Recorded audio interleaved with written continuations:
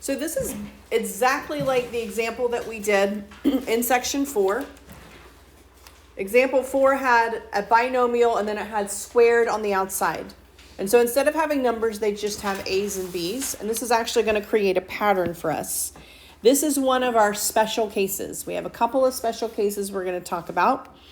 And you can always FOIL your special cases. But there is also a shortcut when you have a special case that you can skip the foiling. And if you know the shortcut, you can use it. And so we're going to start using a little bit of these. All right. Remember I said if you have something like this, you want to multiply each piece of it. Okay. So you want to multiply the A plus B times the A plus B. So I'm going to have A times A times B times A. We will write that in alphabetical order. And B times B. Hopefully you noticed in the example and then when you did it on your own that the middle term for these is exactly the same. It always is. Anytime you have a group and you square it, your two center terms will be the same thing. So my first term is going to stay. I have an AB plus an AB. That is 2AB. And then my last term stays the same. All right? This is actually the special case. So if you look, if you are adding two terms and you square it, your answer will always be the first term squared. Multiplying the two terms and doubling it will be your middle term.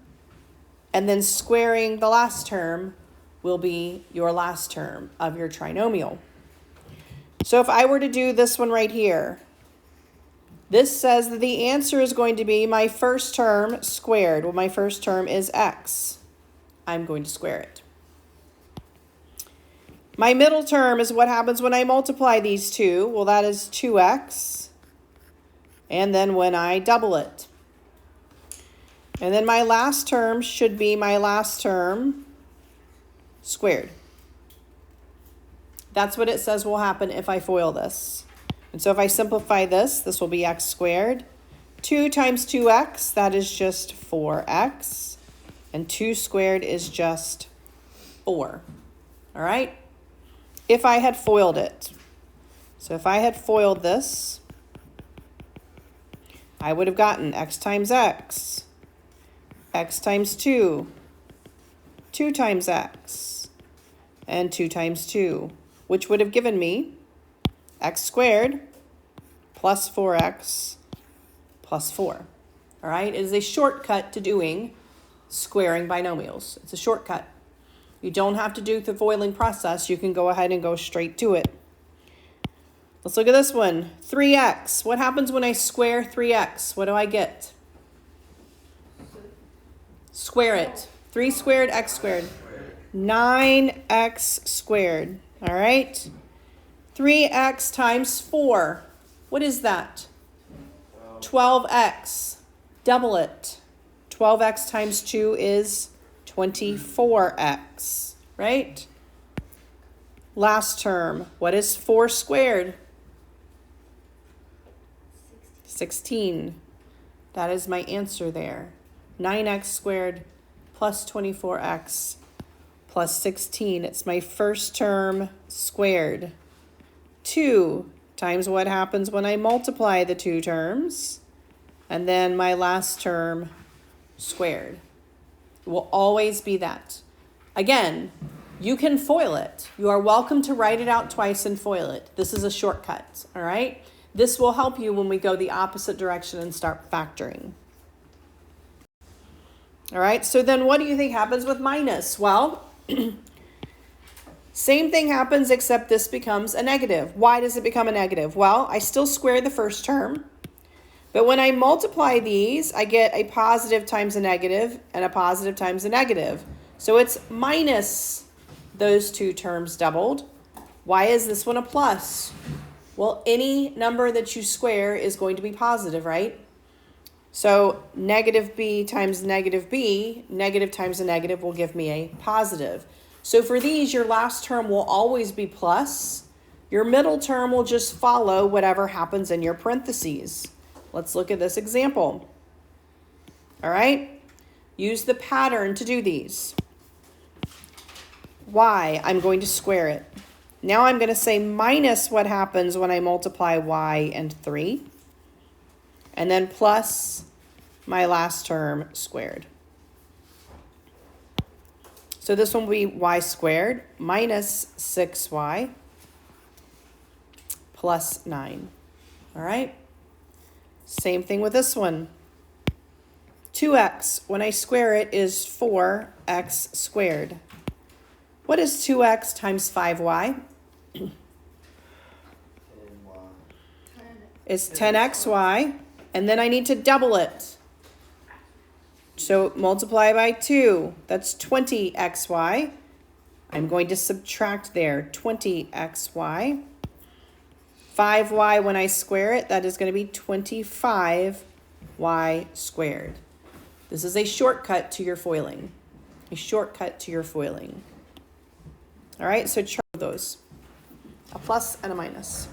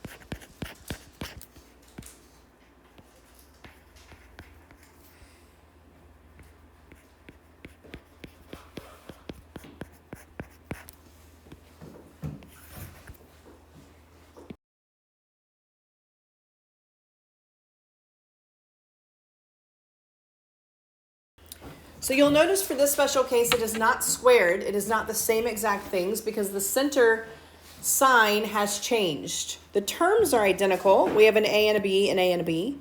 But instead of it being plus, plus, or minus, minus, one of them is plus, one of them is minus, all right? And so on this particular one, you have no center term. Well, let's look and see why that is. If we FOIL this, we have A times A. A times negative B. Well, positive times a negative is a negative. B times A, that's a positive times a positive. And then positive B times negative B. All right?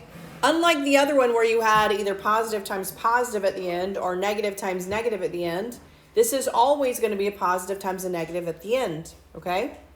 So, couple things happen here. The first one squares. That's where we get that A squared. The center terms are the same, but one is positive and one is negative. So they cancel each other out. And then we have a minus and that second one squared. So this will always multiply to be the first term squared minus the second term squared. Also a shortcut. Again, you're welcome to FOIL it. But it's much faster, especially for this one, to do the shortcut. Let's look at this one. We have x minus 4 and x plus 4 that we're multiplying. This shortcut says I can take my first term and square it. Well, x squared is just x squared. This will always be minus for these, always. And then I can square my last term. 4 squared is 16. That is my answer, and it's much, much faster for these than to FOIL it, all right? Look at the second one. 3x, if I square it, what is 3x if I square it? 9x squared. These will always be a minus. And then what happens if I square 7y? What do I get? 49y squared. That is my answer. Okay, that is my answer. So this is a term called conjugates. Conjugates. Conjugates are the same exact terms, except one is a plus and one is a minus on the inside. They are called conjugates of each other. And anytime you multiply conjugates, you will get the first one squared, always minus the second one squared. Always. So try those two. Try those two multiplying conjugates.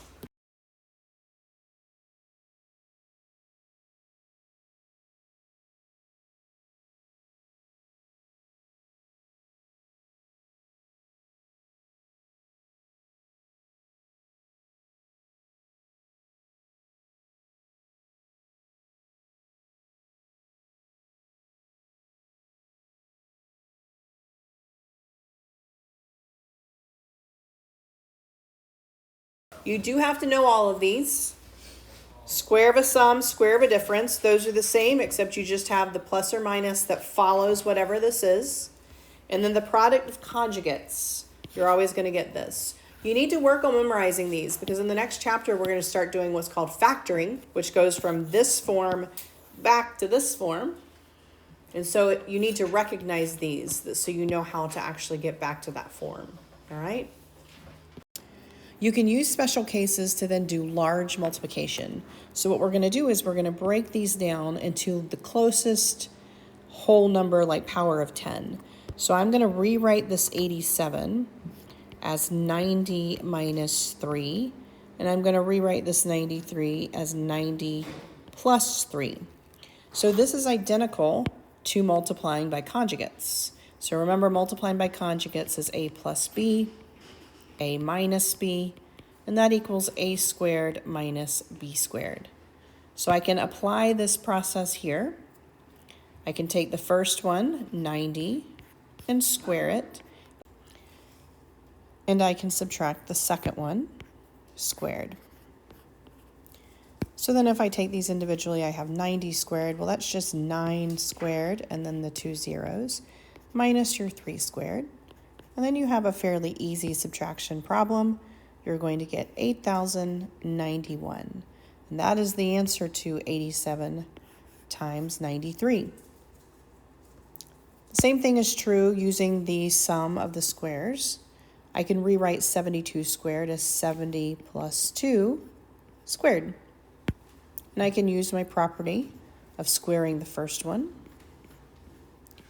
Plus 2 times what happens when I multiply these, plus the last one squared. And again, 70 squared, well, that's just 7 squared and my 2 zeros.